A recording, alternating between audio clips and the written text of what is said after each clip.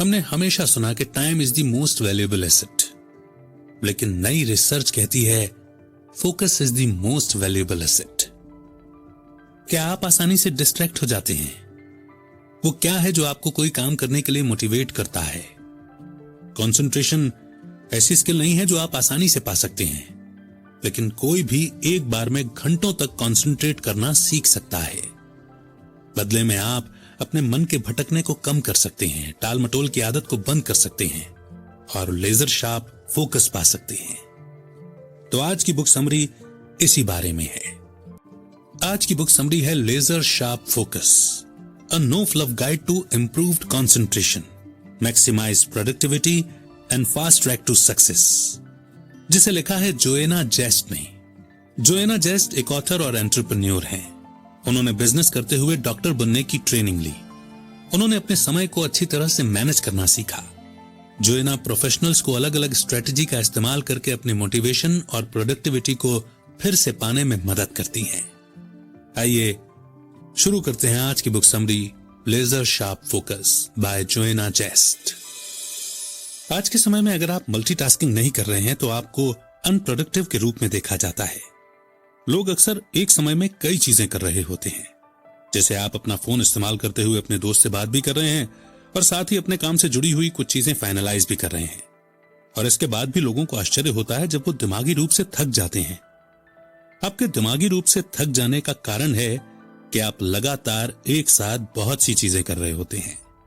क्या आप जानते हैं कि प्रोडक्टिविटी टाइम का 40% सिर्फ इसलिए बर्बाद हो जाता है क्योंकि आप एक काम से दूसरे काम में शिफ्ट करते हुए एक मेंटल ब्लॉक का सामना करते हैं। इसे रोकने की जरूरत है। आपको एक समय में एक काम पर फोकस करना चाहिए। इससे आप थकेंगे नहीं और ये इस बात की गारंटी भी देगा कि आप अपना काम पूरा कर पाएंगे। कामयाब होने के लिए लेजर शार्प फोकस होना जरूरी है। What is focus and how does it work? इस चैप्टर के साथ इस लर्निंग जर्नी की शुरुआत करते हैं। फोकस एक ऐसी चीज है जिसकी बहुत से लोगों को बहुत ज्यादा जरूरत है। फोकस करना मुश्किल है क्योंकि इसमें आपको किसी एक चीज पर लंबे समय तक ध्यान बनाए रखना जरूरी है।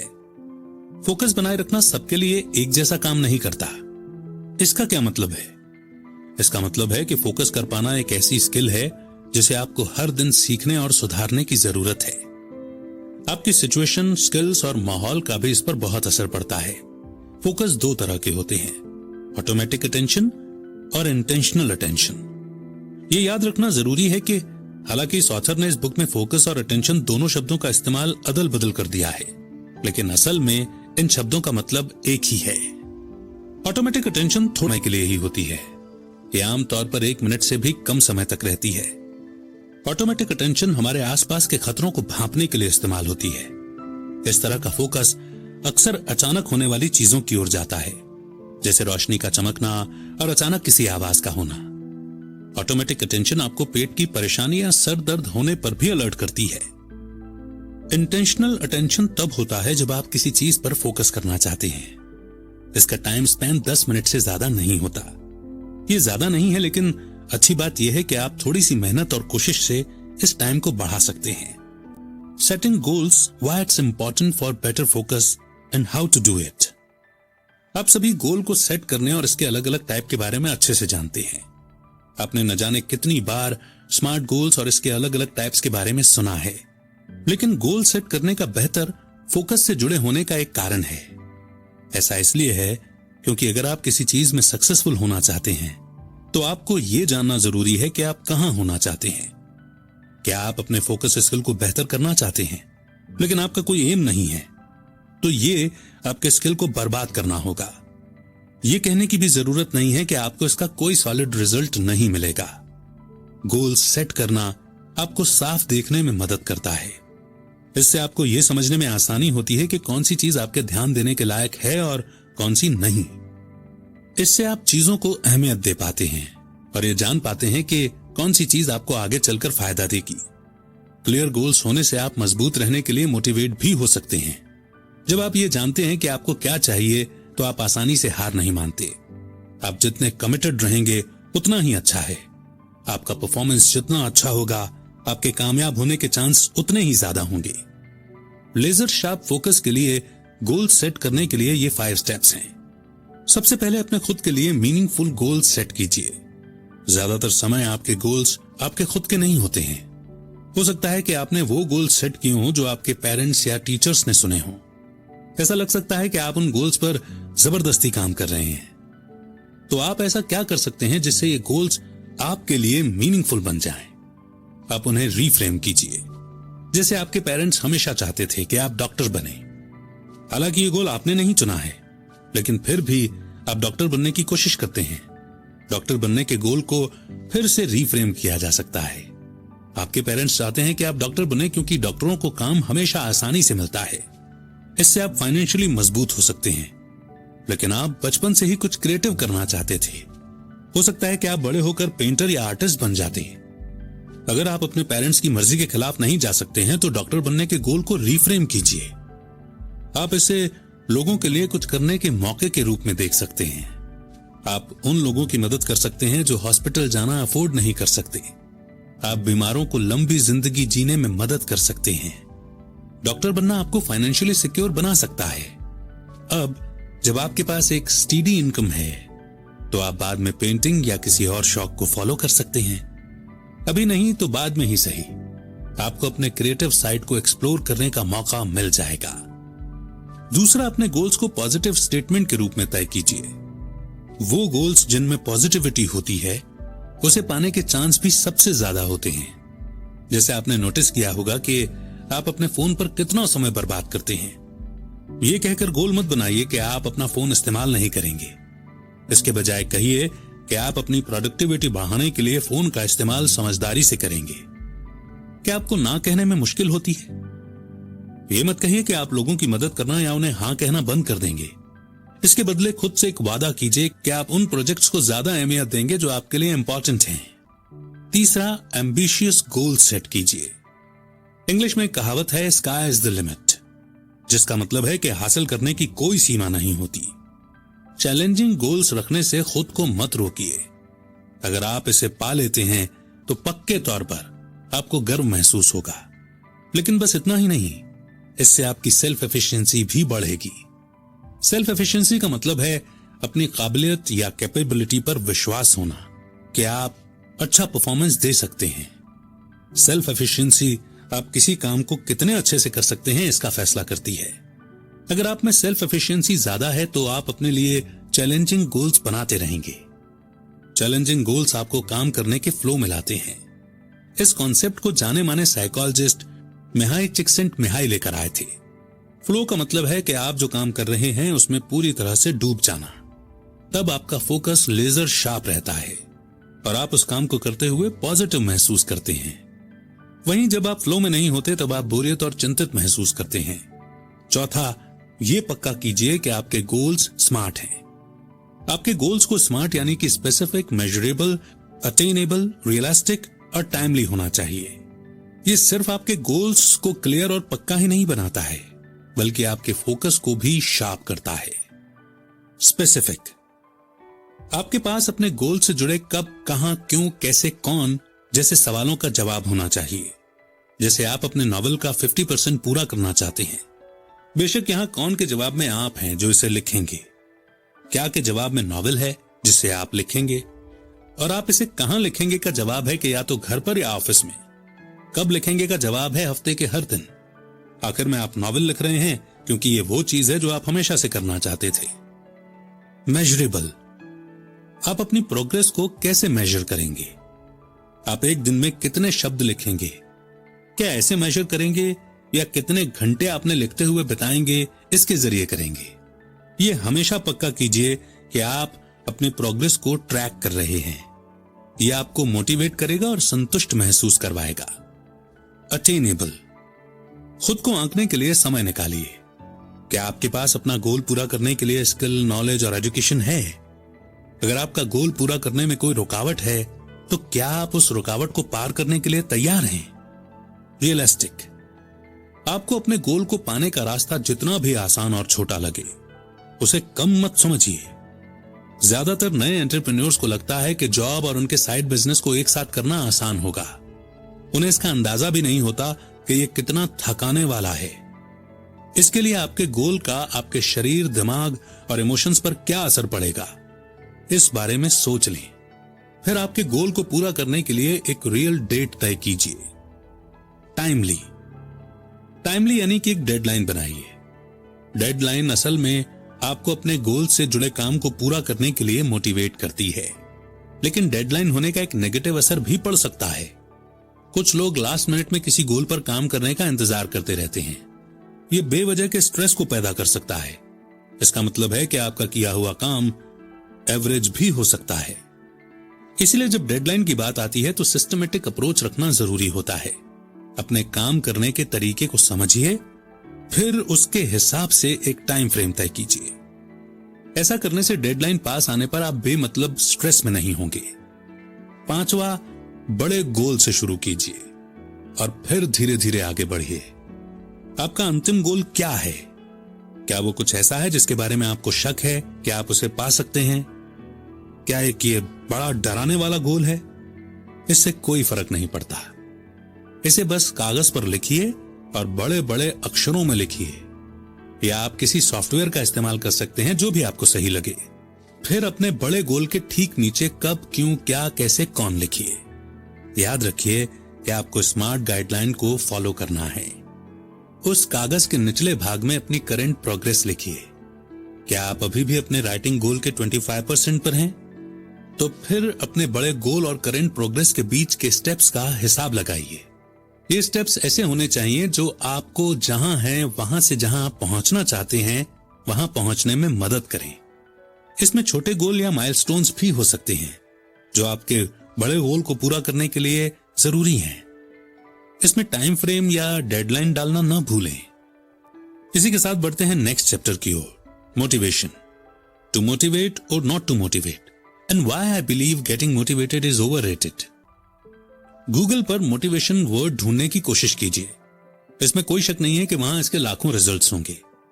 मोटिवेटेड रहने के आर्टिकल से लेकर उन वॉलपेपर्स तक जो आप लॉक स्क्रीन के रूप में सेट कर सकते हैं या आप अपने बिस्तर के ऊपर प्रिंट कर सकते हैं।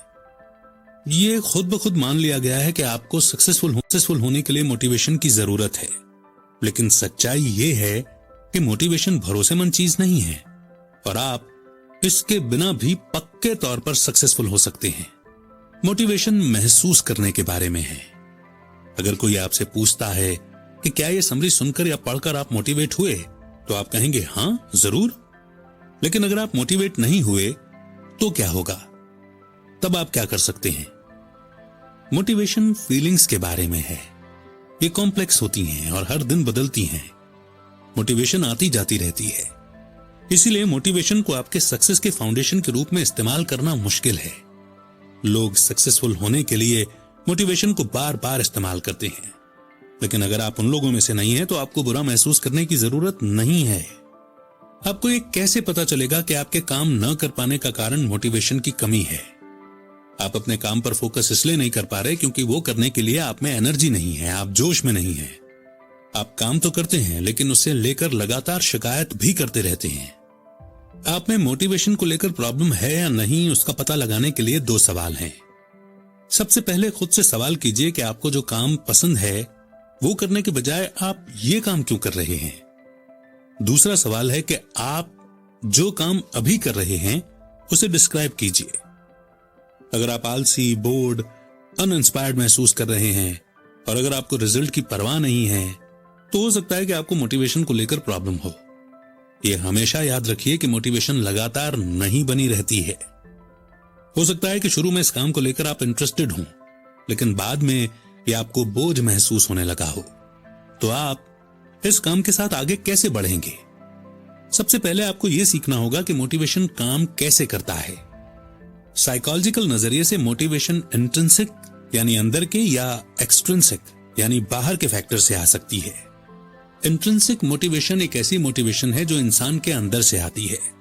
यह लंबे समय तक रहती है और यह पावरफुल भी है। इंट्रिंसिक मोटिवेशन किसी चीज को लेकर आपका पैशन होता है। यह आपको सेटिस्फेक्शन की फीलिंग देता है और आप इसे कभी नहीं छोड़ते। वहीं एक्सट्रिंसिक मोटिवेशन बाहरी फैक्टर के कारण होता है।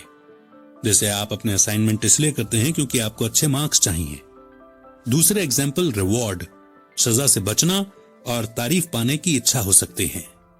किसी चीज पर फोकस करने के लिए आपके पास इंट्रिंसिक और एक्सट्रिंसिक दोनों तरह के मोटिवेशन होने चाहिए। सबसे जरूरी बात यह है कि आपके पास इन फैक्टर्स का सही मिक्सचर होना चाहिए। तो आप क्या करेंगे अगर आपका इकलौता मोटिवेशन एक्सट्रिंसिक मोटिवेशन है? सिर्फ इस तरह का मोटिवेशन होना सही नहीं है। हाँ, पैसा, तारीफ और दूसरे इनाम पाना अच्छा लगता है, लेकिन यह खुश करने वाली फीलिंग कुछ समय के लिए ही होती है। इसकी गुंजाइश ज्यादा है कि समय के साथ आपकी मोटिवेशन भी धीरे धीरे कम होती जाएगी। जैसे किसी बुक के 2 चैप्टर पढ़ने के बाद खुद को चॉकलेट का इनाम देना काम कर सकता है, लेकिन यह चॉकलेट आपको अगले 10 चैप्टर पढ़ने के लिए मोटिवेट करने के लिए काफी नहीं है। इस सिचुएशन में आप अपनी एक्सट्रिंसिक मोटिवेशन में इंट्रिंसिक ड्राइवर्स को ढूंढ सकते हैं। एग्जाम्पल के लिए ऑथर को ही लीजिए। जब जोएना यूनिवर्सिटी में थी तो वो अक्सर भूल जाती थी कि वो पढ़ाई क्यों कर रही हैं। उनका पूरा फोकस असाइनमेंट और एग्जाम पास करने में ही चला जाता था। जो भी कॉलेज गया है वो जानता है कि ये कितना थकाने वाला हो सकता है। भले ही आपके मार्क्स एवरेज हों या अच्छे हों, आप डीमोटिवेट हो सकते हैं। जब जोएना डीमोटिवेटेड यानी निराश महसूस करती थी तो वो खुद को याद दिलाती थी कि उन्होंने स्कूल जाना क्यों शुरू किया था। ये उनकी इंट्रिंसिक मोटिवेशन थी कि वो डॉक्टर बनकर लोगों की मदद करें। ये उन्हें टाल मटोल में समय बर्बाद न करके पढ़ाई पूरी करने के लिए मोटिवेट करता था। एक्सट्रिंसिक मोटिवेटर सुनने में खोखला सा लगता है, लेकिन ऐसा कौन है जिसे तारीफ या रिवॉर्ड पाने की इच्छा नहीं होती? लेकिन जब एक्सट्रिंसिक मोटिवेटर्स की बात आती है तो गहराई से सोचना अच्छा होता है। गहराई से सोचकर इंट्रिंसिक मोटिवेटर्स का पता लगाएं। इस तरह आप अपने गोल्स को पा सकते हैं। नेक्स्ट चैप्टर है your mind. Manage your mind for a laser sharp focus. चिंता, घबराहट, एक्साइटमेंट या पहले से ही कुछ लेना जैसी स्ट्रॉन्ग फीलिंग्स आपको फोकस करने से रोकती हैं। क्या अगर जब 1 घंटे में एग्जाम होने वाला हो तो आप अपने टेक्स्ट बुक पर कंसंट्रेट कर पाते हैं? अगर लंच टाइम में आप किसी खास के साथ खाना खाने के बारे में सोच रहे हैं तो क्या आप प्रोफेसर जो पढ़ा रहे हैं उस पर ध्यान दे पाएंगे? इमोशंस बहुत पावरफुल होते हैं। वे आपके दिमाग को जरूरी चीजों पर ध्यान देने के बजाय दूसरी चीजों पर ध्यान देने के लिए कंट्रोल कर सकते हैं। लेकिन अच्छी बात यह है कि आप इमोशंस का इस्तेमाल अपने फायदे के लिए भी कर सकते हैं। आप अपनी फीलिंग्स का इस्तेमाल करके लंबे समय के लिए फोकस कर सकते हैं। इमोशंस आपकी जिंदगी को रंगीन बनाते हैं। जब आप फेसबुक पर क्यूट एनिमल्स के वीडियोस देखते हैं तो क्या महसूस करते हैं? शायद आप तुरंत खुश महसूस करते हैं। ये कहने की जरूरत नहीं है कि ये फीलिंग तुरंत आती है। ये उस फीलिंग की तरह नहीं है जो आपको अपना काम या प्रोजेक्ट पूरा करने के बाद आती है। इसीलिए काम को कल पर टालने या टालमटोल करने की आदत की लत हो जाती है, क्योंकि आपको तुरंत मिलने वाले सेटिस्फेक्शन, खुशी या रिवॉर्ड से अच्छा महसूस होता है। तो आप इमोशंस को मैनेज करने के लिए क्या कर सकते हैं? चाहे वो नेगेटिव हो या पॉजिटिव, आपके इमोशंस ध्यान भटकाने का काम कर सकते हैं। अपने इमोशंस को बेहतर तरीके से मैनेज करने के लिए यहां 5 स्टेप्स बताए गए हैं। सबसे पहले अपने ऑफिस का काम ऑफिस में और घर की परेशानी को घर पर ही छोड़ दें। दूसरे शब्दों में किसी नेगेटिव इवेंट के बोझ को अपने ऊपर दिन भर हावी ना होने दें। किसी अच्छी घटना को लेकर आप खुश रह सकते हैं, लेकिन कोशिश कीजिए कि आपके खुश होने का जो कारण है वो आप घर या ऑफिस में ही छोड़ दें। इस तरह आपके मन में और कोई ख्याल नहीं चलेगा। जैसे ही आप दरवाजा बंद करते हैं तो ये इमेजिन कीजिए कि आप उन इवेंट्स को दरवाजे के पीछे ही छोड़ रहे हैं जो आपके इमोशंस को ट्रिगर करते हैं। दूसरा, अपने दिमाग को शांत रखिए और खाली रखिए। आपको अपने काम और घर को पूरी तरीके से अलग रखने की जरूरत है। इस तरह आप एक जगह के इमोशनल इवेंट्स को दूसरी जगह नहीं ले जाते। जोएना अपने दिमाग को शांत करने के लिए वॉक करके फ्रेश महसूस करती हैं। आप कुछ पढ़ भी सकते हैं या म्यूजिक सुन सकते हैं। तीसरा है नींद। जरूरत के हिसाब से सोकर अपनी थकान मिटाइए। नींद बहुत जरूरी है। नींद में ही इफेक्टिव लर्निंग और मेमोरी फॉर्मेशन भी होती है। आज के समय में कम सोने को अच्छा बताया जाने लगा है। अगर आप अच्छी तरह से आराम नहीं कर रहे हैं तो यह आपके मेहनती होने की निशानी माना जाता है। इससे सावधान हो जाइए। आपको इस तरह से सोचना बंद करने की जरूरत है। नींद की कमी आपको चिड़चिड़ा बनाती है और यह आपके इमोशंस को हैंडल करने की एबिलिटी को भी कम करती है। नींद की कमी से आप अपने इमोशंस को खुद पर हावी होने देते हैं। आपके दिमाग को जब आराम की जरूरत हो उसे आराम दीजिए। 15-20 मिनट की पावर नैप आपको रिचार्ज कर सकती है। चौथा, हल्के से और आराम से काम कीजिए। चौथे स्टेप में रिजल्ट्स आने में थोड़ा समय लगेगा, लेकिन इसका असर आपके लिए अच्छा हो सकता है। हर एक चीज को आपके इमोशनल इन्वेस्टमेंट की जरूरत नहीं होती है। मान लीजिए कि आप लगभग हर बात पर आसानी से परेशान या नाराज हो जाते हैं। ये एक साइन है कि आपको यह सोचने की जरूरत है कि आपकी जिंदगी में क्या इंपॉर्टेंट है। इससे आपको पता चलेगा कि आप छोटी छोटी बातों पर ओवर रिएक्ट कर रहे हैं, और यह आपकी जिंदगी में बहुत सी जगह और एनर्जी ले सकता है। इसीलिए जो आपकी जिंदगी में जरूरी नहीं है उसे खुद से दूर कर दीजिए। हाँ, सोशल मीडिया स्क्रॉल करना रिलैक्सिंग हो सकता है, लेकिन यह बहुत ज्यादा स्ट्रेस भी पैदा कर सकता है। आप खुद अपने आप को दूसरों से कंपेयर करने से रोक नहीं पाएंगे, और यह कहने की जरूरत नहीं है कि यह आपका बहुत टाइम बर्बाद करता है। पांचवा, अपना काम करने के लिए बैठने से पहले एक इमोशनल डंप लीजिए। इसका मतलब है कि अपनी उन फीलिंग्स को बाहर निकालना जो आपके अंदर भरी हुई हैं। इसमें आपको एडवाइस या सपोर्ट नहीं मांगना है, इसमें सिर्फ आपकी फीलिंग्स को बाहर निकालना है। अगर आप इसे किसी दोस्त के सामने निकालना चाहते हैं तो उन्हें आपके ऐसा करने का कारण बताएं। उन्हें बताएं कि आप सलाह नहीं मांग रहे हैं, आप उनके कमेंट्स नहीं सुनना चाहते, बस आप इतना चाहते हैं कि कोई आपको सुने।